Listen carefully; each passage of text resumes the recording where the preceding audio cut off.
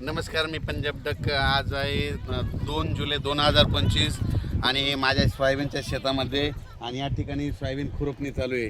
तर सर्व शेतकऱ्याला सांगू इच्छितो, सोयाबीन ज्याला सोयाबीनला उतार काढायचा आहे तर त्याने सोयाबीन खुरपली पाहिजे, आणि ज्याला उतार कमी काढायचा त्यानं तणनाशक मारायचं, आणि ज्याला त्यांच्यापेक्षा कमी काढायचा उतार त्यानं कोळपायची, आणि ज्याला जास्त उतार काढायचं त्यानं खुरपावं लागते. म्हणून हे माझ्या शेतामध्ये सोयाबीन खुरपणं चालू आहे.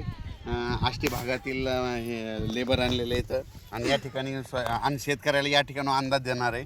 राज्यात आज आहे 1 जुलै. 1, 2, 3 जुलै दरम्यान राज्यात भाग बदलत पूर्व विदर्भ, पश्चिम विदर्भ आणि मराठवाड्यामध्ये 6 आणि 5 11 जिल्ह्यात पूर्व आणि पश्चिम विदर्भ भाग बदलत पाऊस पडणार आहे. मराठवाड्यात देखील पडणार आहे.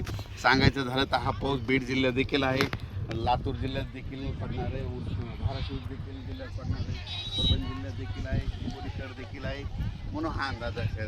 पण राज्यात सांगायचं झालं तर नांदेड जिल्हा, हिंगोली जिल्हा, वाशिम जिल्हा या ठिकाणी भाग बदलत पाऊस पडणार आहे. म्हणून हा अंदाज लक्षात, म्हणजे 3 जुलैपर्यंत हा पाऊस पडणार आहे. म्हणून हा अंदाज लक्षात येतात.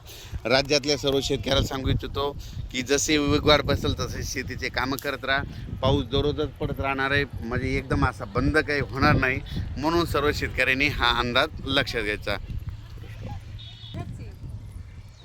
तर राज्यातल्या सर्व शेतकऱ्याला सांगू इच्छितो की बीड जिल्ह्यात काही भागात पडला, आज ह्या 2, 3, 4 जुलैपर्यंत तिकडे देखील काही भागात पाऊस पडत जाईल. त्याच्यानंतर नगर जिल्ह्यात देखील आज बऱ्याच ठिकाणी पाऊस पडत जाईल. म्हणजे सांगायचं झालं तर पाऊस दररोजच वेगवेगळ्या भागात पडणार आहे. सर्वदूर असं सगळीकडे सारखा पडणार नाही, भाग बदलत पडणार आहे. म्हणून हा अंदाज लक्षात घ्यायचा. आणि त्याच्यानंतर 5, 6 जुलै 7 आणि 8च्या दरम्यान एकदा पावसाचं वातावरण राहणार आहे. पण सगळ्यात वरून राज्याची कृपा फक्त विदर्भावर जास्त, म्हणजे विदर्भात 6 आणि 5 11 जिल्ह्यामध्ये मात्र तिकडल्या भागामध्ये चांगला पाऊस पडणार आहे. म्हणजे हे सांगायचं झालं तर. आणि आपल्या मराठवाड्यामध्ये काय होणार की दररोज वेगवेगळ्या भागात दररोज भाग बदलत पडणार आहे. कोणाचं पीक काही जाणार नाही, म्हणून हा अंदाज लक्षात घ्यायचा. आणि अचानक वातावरणात बदल झाला तर लगेच एक मेसेज दिला जाईल. आणि हे मी माझं सोयाबीनचं क्षेत्र आहे कंप्लीट अचानक 22 दिवस झाले, तर पाहू शकता हे कसं पीक आलेलं आहे.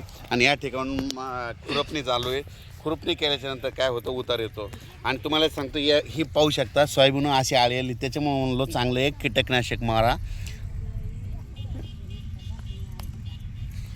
ही पानं खाणारी आळी आहे.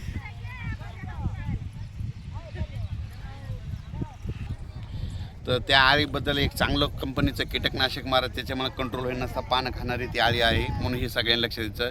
पण राज्यात मात्र कोकणपट्टीतला घाटमाथ्यावरला पाऊस ते मात्र चालूच राहणार आहे. त्यांनी द्राक्ष बागायतदारांनी तुम्ही तुमच्या फवारणीचा तयारी ठेवा, कारण की तुमचा पाऊस काय बंद होणार नाही. आणि राज्यात मात्र मराठवाड्यातला आणि पूर्व विदर्भ आणि पश्चिम विदर्भ ह्या भागात देखील पाऊस असणारच आहे. म्हणजे 3, 4 जुलैपर्यंत दररोज वेगवेगळ्या भागात पाऊस पडणार आहे. एकदम काय बंद होणार नाही, त्याच्यामुळे काही चिंता करायची गरज नाही. पण राज्यात सगळ्यात जास्त वरून राज्याची कृपा फक्त विदर्भावर जास्त आहे. म्हणजे 6 आणि 5 11 जिल्ह्यामध्ये पाऊस चालूच राहणार आहे. त्यांना एक विनंती की तुम्ही जसं वेळ भेटेल तुम्ही तसे वापसा झाली तशी तुम्ही तुमच्या पेरणी करा. धन्यवाद.